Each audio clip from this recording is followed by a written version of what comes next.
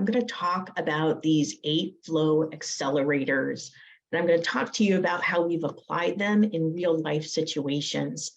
So part of SAFE principle number 6, make value flow without interruptions, identifies not only those 8 properties of flow that Dean mentioned earlier, but also these 8 flow accelerators. And think of these accelerators as some ideas, some concrete actions that you can take at any level of the framework to improve your flow. I really like this. These accelerators give you a way to really focus your conversations about how to make things better. I'm not going to talk about all 8 because we don't have time today. I'm going to highlight 5 of these. I'm going to start with accelerator number 1, visualize and limit WIP. As Taiichi Ohno says, the aim of Kanban is to make troubles come to the surface. I love this because it is absolutely true. Once you start to lay out the work in a way that you can visualize it, you can readily see where the holdup is. In this example, this ready to test state is clearly indicating that we've got an issue with how much work our testers can do. So this allows us to see the problem. And this idea of seeing the problem and then being able to address it is really important. I work at different levels with my customers. And so I want to tell you 2 different instances where this idea of visualizing your work and limiting work in process has really paid off. In a lot of my portfolio clients, one of the first things we do is take all of the work from all of the various systems and intake funnels and so forth and lay out the work so we can see it all on a big physical wall or a virtual wall. And time again, when we've done that, I hear quotes like this from portfolio leaders. I had no idea we were working on so many things, and I question why we're doing a whole bunch of these. And so just the process of bringing this to everybody's way of seeing gives you that opportunity to question, what should we pause so we can focus on the most important things and stop starting and start finishing. At a team level, I often find that teams, even those that have been using Scrum for a long time, are not applying this concept of WIP limits.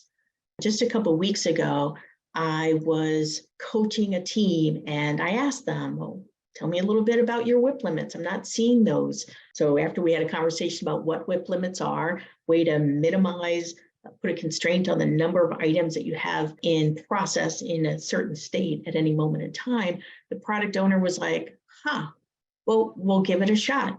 And so that team went back as part of their retrospective. They talked about whether they should apply WIP limits. They crafted their first set of WIP limits and they worked through, and they saw that once they put those WIP limits in place, they started completing stories faster. Now that team is experimenting with lowering their WIP limits even more. And that's exactly what we want with this accelerator. We want people to understand it. We want them to apply it. We want them to experiment so that they own a way to improve flow within their own team. So accelerator number 1 is where we help a lot of people get started. Then we come to accelerator number 2, address the bottlenecks. Now when you can see where work is stacking up, it's much easier to say, let's go address this. A bottleneck really exists when you have higher load or more work than you have the capacity to do. A train, a team, a portfolio, a solution train, all of these groups can only run as fast as the bottleneck allows. And so this brings us to Eli Goldratt's theory of constraints and the 5 focusing steps. Goldratt says if we want to really address the bottleneck, we need to do these things. We need to identify the system's constraint. We need to decide how to exploit it. We need to subordinate everything else to the constraint. So slow everything down so we can move at a pace that is smooth where that constraint exists. And then we want to elevate the constraint. So raise the number of items that can flow through it. And then we've resolved that constraint. So now let's move to the next one. And that's this idea of using the 5 focusing steps. I want to talk about how this looks in action. All of my customers over the past 10 years of helping them apply SAFe have ended up with some type of capacity constraint. They don't have enough user experience people. They don't have enough full stack engineers. They don't have enough people who understand the cloud. They don't have enough data scientists. So this is a recurring pattern that we see over and over again. And one of my last clients, their constraint to really moving good work through the system was that they had insufficient user experience capacity. So we identified that constraint. Step number 2, we needed to decide how to exploit that. We only had so much expertise and time. So we allocated 70% of their capacity to work on the most valuable products. Then the other 30% we used to enable others to grow those UX skills that we really needed. Number 3, we had to subordinate everything else to the constraints. We had to slow things down. How did we do it? We were ruthless in prioritizing UX intensive features.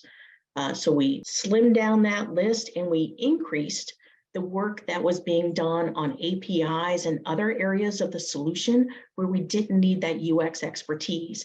That kept us moving at a good pace while continuing to keep our UX people working in flow rather than in a stressful situation where they were spending a lot of time context switching because they had too much work to do. Step number 4, how did we elevate the system's constraint? We were able to hire a couple of experts, and one of those experts helped us surge, enabling other people. So this is how we increased the amount of work that could go through that bottleneck.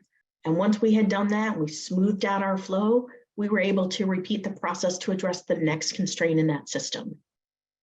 And that's an example of addressing the bottlenecks in action.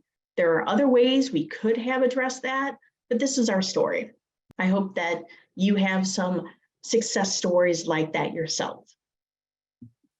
Now, accelerator number 3 is all about minimizing handoffs and dependencies. What you're seeing here in the middle of the board is an art planning board. In past versions of SAFe, we refer to this as the program board, but now it's our art planning board. We create this during PI planning, and then we keep it up to date throughout the PI. It helps us understand when features will be done, those are the blue cards, and dependencies, those are the red cards and the related strings. So I'll tell you a story. A couple of years ago, I was at a PI planning event, and I was standing near the program board, and I heard a couple guys behind me talking. And they were talking about how painful it is to update this board. And they were complaining about it and what they didn't like. And so I turned around and I said, hey, you know what? Updating this board is painful on purpose. It reveals the pain of dependencies, and that pain should motivate us to eliminate the dependencies. That is absolutely our goal. Let's minimize or eliminate those dependencies. Well, how can we do that? We can ask ourselves a few questions. Are our arts and teams well structured? Maybe we've got skill gaps. Maybe we misunderstood our development value stream when we got started. Maybe we need to grow some skills. Maybe one of the reasons we have dependencies is because we haven't decentralized decision-making enough and everybody's waiting for approvals from another group.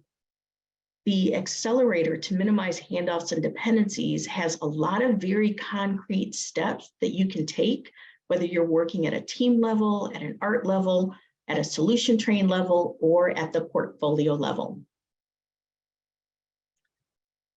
Accelerator number 7 is to optimize time in the zone. And this is an idea that I really appreciate that it exists here within SAFe principle number 6, because we haven't really been talking about this very much within the Scaled Agile community, something that you hear about in communities of practice and in retrospectives. I don't have enough time to really focus and get good, solid thinking work done. That's what this accelerator is all about. A lot of times people think time in the zone means me on my own with my headset on and nobody talking to me. That's not always the case. It can be done in a team setting. It can be done in a pair. Really optimizing time in the zone is being a little bit ruthless in how you are spending your time, how you're working, how focused the topic of the agenda, if it is in a meeting, how effective you are at making decisions. And so really experiment a little bit to try to maximize your time in the zone because it does improve flow. And finally, we have Accelerator number 8. Remediate legacy policies and practices. We all know that when we go through an agile transformation and we're really trying to challenge the existing ways of working, sometimes we run against a bunch of barriers, right? We're dealing with people who are used to having super detailed business cases, or maybe we have policies in place that we have to freeze our code and it has to sit on the shelf for 2 weeks before it can be moved to production. And all kinds of things like that related to timesheets and how we handle CapEx and OpEx and so forth. So I want to just tell you an example of how I have helped my clients remediate some legacy policies and practices related to audits and kind of the steps that I go through to get buy-in for changes. Actually, many of my clients, we have to address how we prepare for audits, what auditors are looking for, what evidence needs to be provided in order to prove compliance with various regulations. And so how do we do this? I have found if we start by having a conversation with the auditors and the stakeholders to understand the intent of their existing policies and really listen, right? Not go in with, I know how to solve this, but really listen and then prove to them by the questions you ask, by the way you re-summarize what you heard, that you truly understand what they feel they need to do and why. Once you've done that, you start to build trust with these people. Then you can explore with the stakeholders how you can meet those needs in another way while yielding those benefits. If you really engage these people in the conversation, you are not only increasing engagement, but you are increasing ownership. As one of my colleagues likes to say, authorship increases ownership for the change. So we need to engage them. Even if as a seasoned consultant, you've done this at 10 other companies, it doesn't matter. Really engage with these people, work through their concerns and demonstrate how the new approach would work, right? Prototype, well, here's what this would look like. Here's what we would give to the auditors. Here's the evidence. In multiple situations when we were dealing with auditors, they had questions and concerns about, well, how will I as an auditor provide evidence, or how will our external auditors see this information? Great, let's prototype. Let's build a couple of dashboards. Here are the queries that you need to use, and boom, one-stop shopping to get the information that you need to facilitate an audit. So really work through, and then once you've got a game plan in place, communicate really widely about the change, how it was arrived at, who was involved, what you worked through, what the new expectations are, and how the transition to a new set of policies and practices will be applied. I can't stress this enough. Remediating legacy policies and practices can save you a lot of time and a lot of frustration. And that is true, again, at every level of the framework.